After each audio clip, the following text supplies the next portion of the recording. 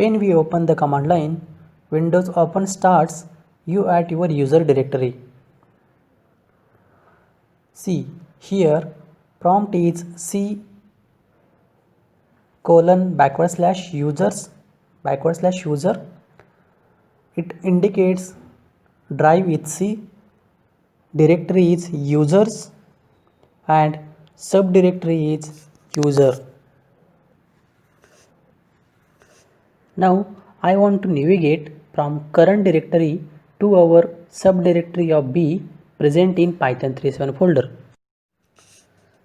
First we copy the desired path and then go to the CMD and use command cd and paste it. Our new text document file is available in this directory. If anybody want, his parent directory will be same and want to view the contents in another directory, then it is also possible. First we will go our user directory.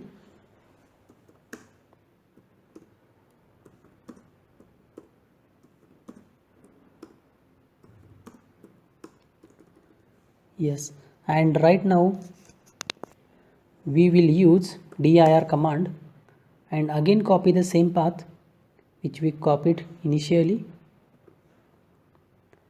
and paste it. See, right now we are in our previous user directory, but the content which we right now see is the content of that Python 3.7/a/b directory, which is a new text document. There are many hidden files also available in the directory which we can't see with the help of just dir command. If you want to check that, use dir and /a command. See, right now we have 6 files and 18 directories. So I am going to show you the hidden files. So use dir/a.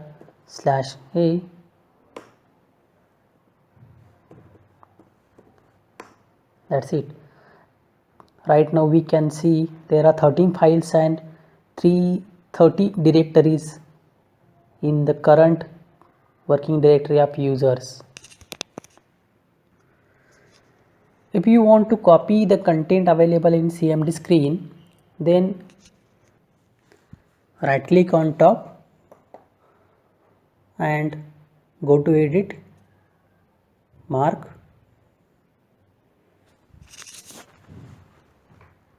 press shift and select the content you want to copy. Hit enter, go to notepad and paste it. dir command can also be used to search for specific files and directories by using wildcards. For example, to list files or directories that begin with the letter D, you could type dir -d*. It will list out only the directories which begins with the letter D.